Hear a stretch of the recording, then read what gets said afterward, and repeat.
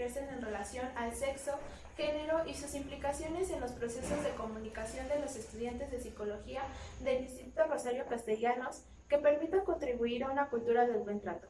El día de hoy nos acompañan mis compañeros de la carrera, que es Ian Gómez, servidora Jasmine García, Sergio Pérez y Israel Antonio. Bueno, con ustedes, les voy a platicar un poco de lo que se hizo en el trabajo. Nosotros abordamos el concepto de discriminación por sexo y género. Y bueno, uno de los porcentajes que nos interesó dentro de la investigación fue que la CONAPRED y la EDIS en el 2021 destacó que se discriminan más a las personas por ser mujer o hombre o por su preferencia sexual.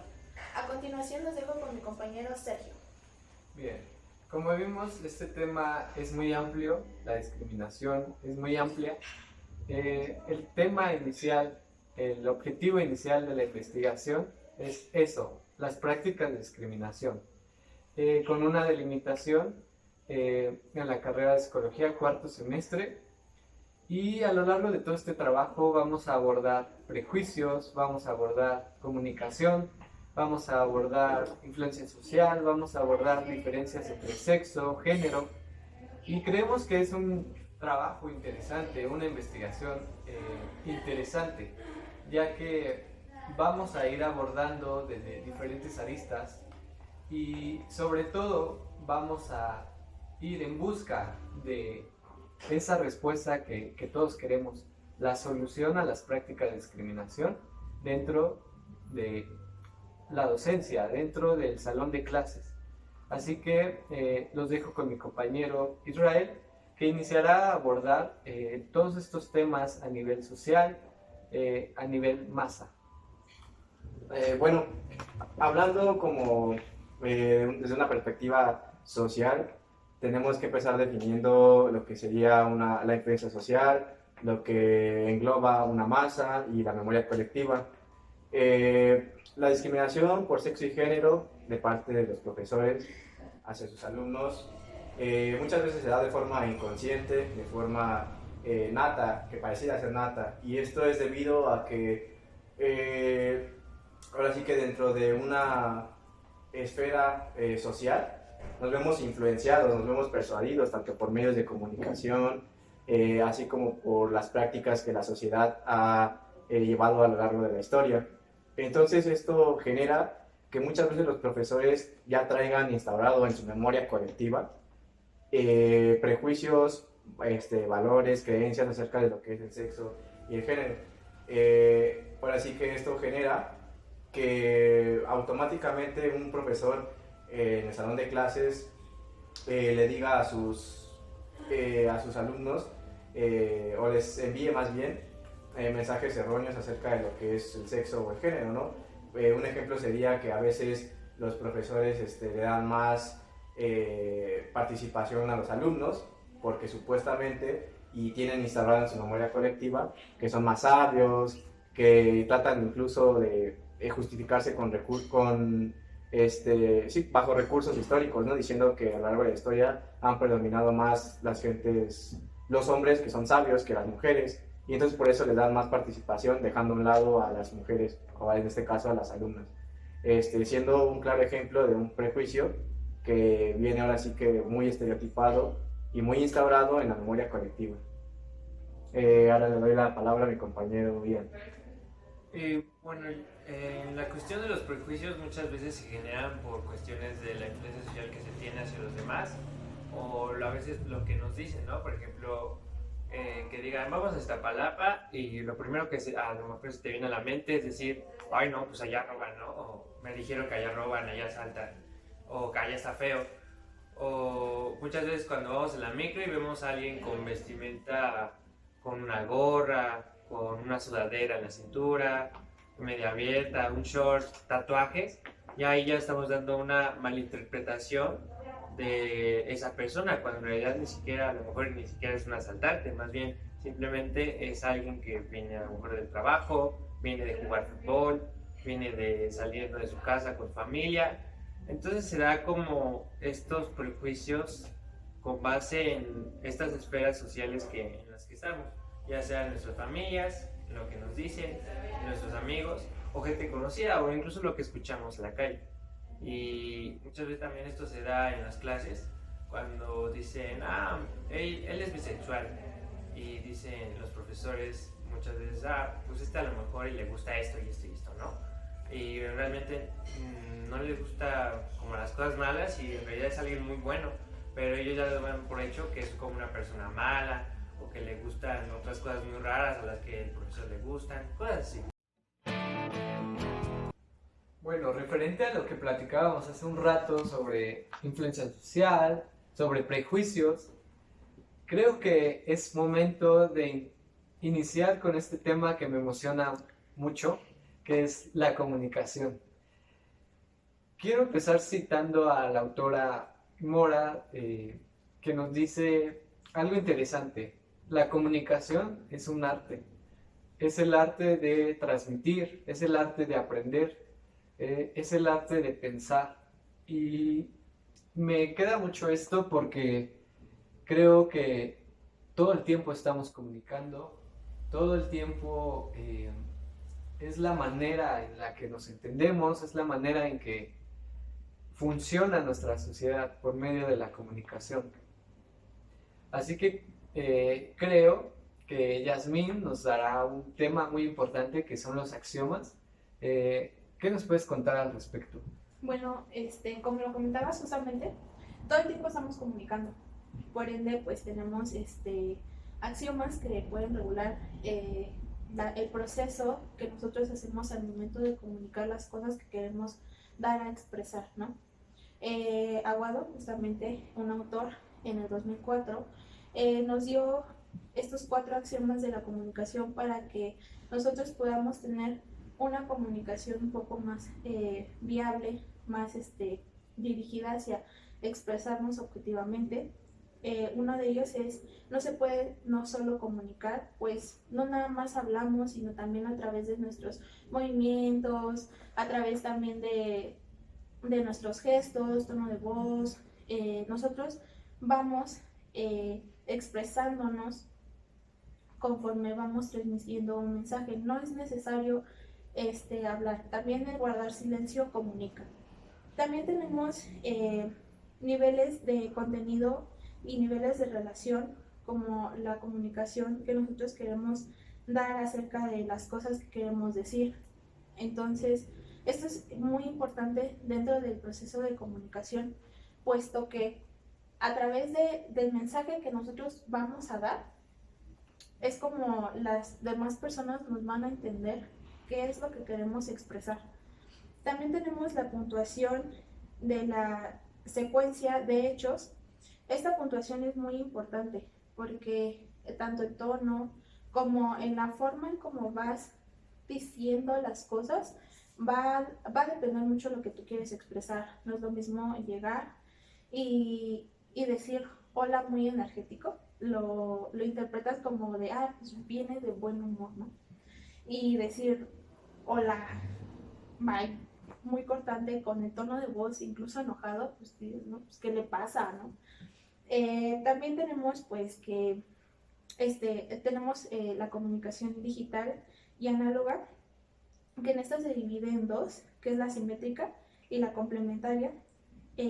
La simétrica pues hace referencia a que todos nos vemos como por iguales, nadie tiene más jerarquía que otros. Esto lo podemos ver y es muy importante que esto se lleve dentro del salón de clases, para que pues también como alumnos nos sintamos como en esa parte de inclusión. Y en la parte complementaria aquí sí hay jerarquías, como el profesor, alumno, profesor tiene más jerarquía que el alumno, ¿no? O por ejemplo papá y hijos, ¿no? Como la máxima autoridad siempre va a ser el papá o los papás. En este sentido es como nosotros queremos dar a visibilizar este problema prototípico, la discriminación, para que veamos y hagamos consciente un poco de cómo nosotros comunicamos y cómo lo comunicamos al momento de discriminar. Bueno, los dejo con mi compañero Israel, que nos va a hablar un poco de la comunicación asertiva. Mm, Según la Real Academia Española, define la comunicación asertiva como aquellas personas que pueden expresarse de manera firme. ¿Y esto cómo nos podría beneficiar para poder combatir la discriminación por sexo y género de parte de los profesores? Pues técnicamente la manera en que comunicamos de forma asertiva dice mucho a la hora de que queremos enviar un mensaje. Por ejemplo, muchas veces los profesores llegan a decir que quién gusta participar, ¿no? Y entonces cuando levanta la mano una alumna, muestran luego un gesto como de "Ush", ¿no? Y prefieren darle la palabra a un niño, ¿no? Y entonces, según ellos, dicen que no hay discriminación, pero técnicamente sí la hay. Entonces, cuando uno comunica de forma asertiva, tanto sus emociones como sus pensamientos, sus acciones, están de manera sintónica, se encuentran en una sintonía y entonces esto evita que se genere la discriminación. ¿Por qué? Porque la comunicación asertiva de lo que trata es que uno aprenda a encauzar bien el mensaje que quiere emitir en el momento adecuado, ahora sí que con la persona adecuada, pedir disculpas cuando sea necesario. Y esto también evita que uno entre en conflicto con la otra persona. Y pues ahora le doy la palabra a mi compañero Ian. Gracias, Isra. Bueno, también aquí entra mucho el género en cuestión de que esto no es como algo biológico, más bien es algo que es implantado por la sociedad. ¿Qué quiero decir? A que esto es como la manera en la que actuamos, la manera en que uno se expresa y muchas veces estas maneras de actuar, de expresarte, o incluso entablando una conversación, pues muchas veces no se ve como del todo bien o incluso muchas veces lo confunden con género igual como al sexo, pero es totalmente diferente porque el sexo ya está definido como algo biológico, mientras que el género es algo que es un constructo social. No sé si alguna vez ustedes han visto o escuchado una situación cuestiona el género de algún alumno. Sí. ¿Sí? ¿Y cómo fue? ¿Cómo? Pues feo, bueno, viéndolo desde tú como compañero hacia la otra persona, pues fue feo, pero ¿qué podías hacer en ese momento? ¿Qué le decías? Es difícil, ¿no? Ajá. Tratar de en ese momento entrar para tratar de cambiar como esa perspectiva que tienen, ¿no? Respecto a su género y a veces como que no puede ser, o a veces es más difícil intervenir que tratar de cambiar el mundo que tiene esa persona, ¿no? Porque esa persona puede tener una concepción diferente respecto a lo que es género para él y a lo mejor para ti tú sí entiendes cómo es el género, pero bien, no todos entendemos de la misma manera esa palabra. Y esto que mencionas tiene mucha importancia porque la comunicación es eso, el transmitir. Entonces cuando un profesor o una persona no tiene conocimiento de estos conceptos, como lo mencionas, el género, el sexo, se transmite, en este caso, una discriminación. A veces es de manera inconsciente, de una desinformación. Pero como le decimos, todo el tiempo estamos comunicando y es la manera en que la sociedad se entiende. Así que creo que es importante lo que mencionabas, los axiomas, la comunicación asertiva, y nos ayuda a mejorar el saber, el conocer, ya que será el modo de transmitir buenas cosas. Bueno, pues como mi compañero Ian ya lo comentó, el género es importante, pero también hablar del sexo y los roles que se nos dan de acuerdo a nuestro sexo es también sumamente importante recalcar cómo se hace la diferenciación desde lo biológico, siendo las mujeres XX y los hombres XY. Y a través de eso nos definen roles. Por ejemplo, a los hombres es como desde que nacen es el azul, ¿no? Y a las mujeres el rosa. Entonces, se nos van imponiendo roles dentro de la sociedad de acuerdo a nuestro sexo. En el aula lo vemos mucho, por ejemplo, en las ingenierías, ¿no? Cómo predomina el sexo masculino y el sexo femenino, pues realmente se ve muy escaso, pero es porque se considera que a lo mejor las mujeres no podemos o no sabemos mucho sobre las matemáticas y se nos discrimina desde ahí. Pero pues para eso creo que deberíamos de tener profesores que sean inclusivos dentro del aula. Para eso nos va a comentar un poquito más mi compañero Oliva de cómo sería un profesor inclusivo dentro del aula.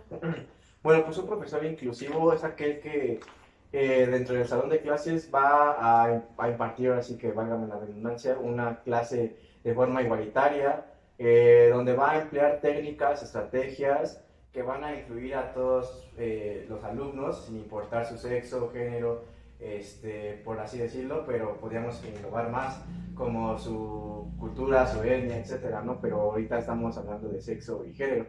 Y bueno, también lo que va a hacer el profesor es que se va a ir adaptando, se va a ir actualizando a los conceptos de género y sexo, ya que mientras transcurre el tiempo de una época a otra, lo que va sucediendo es que los términos se van actualizando, se van moldeando, algunos términos incluso van desapareciendo o van creándose nuevos términos a los que se les conoce como neologismos.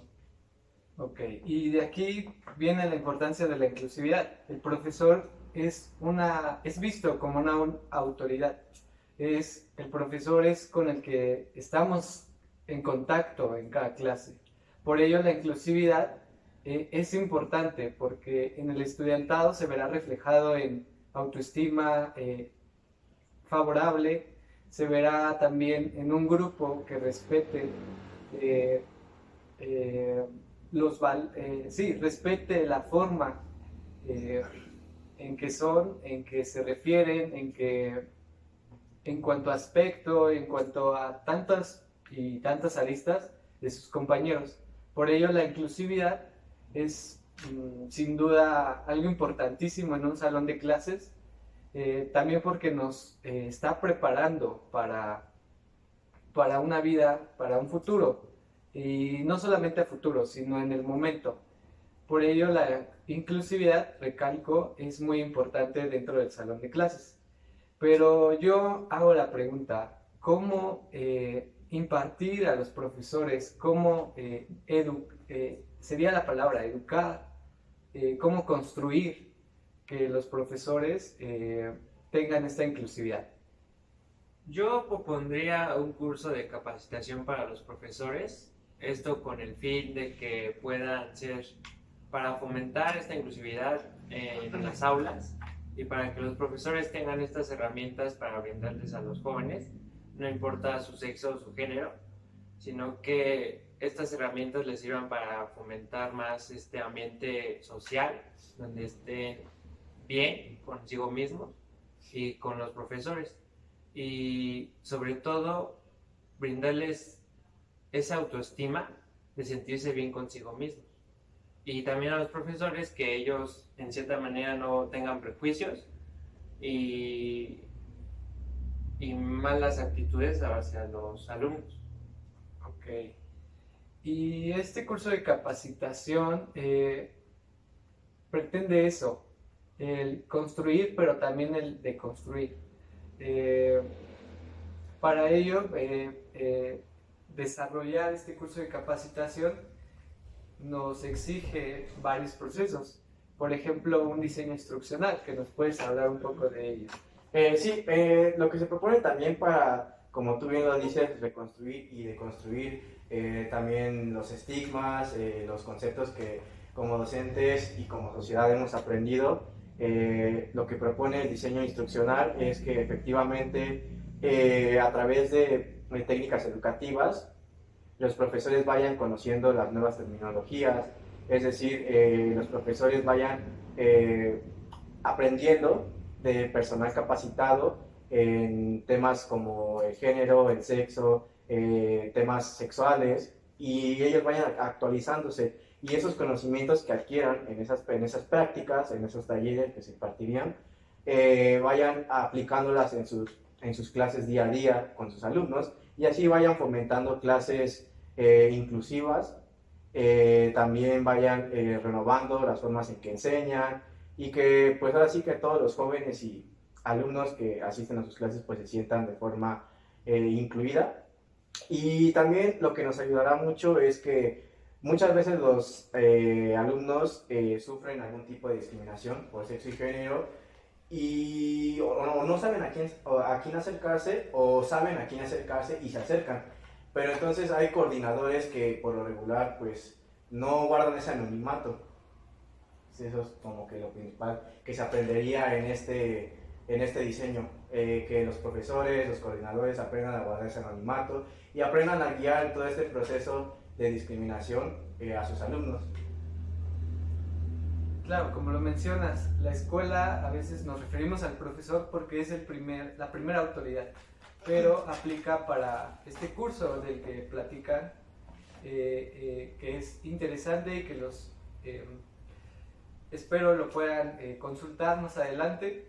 Pero este curso va dirigido exclusivamente a una institución, a quien las forman, a las autoridades que están en contacto con las y los estudiantes. Y bueno, quiero agradecerles por su atención, espero les haya gustado y espero nos volvamos a ver en otro webcast en el siguiente semestre. Gracias por su atención. Hasta luego. Bye.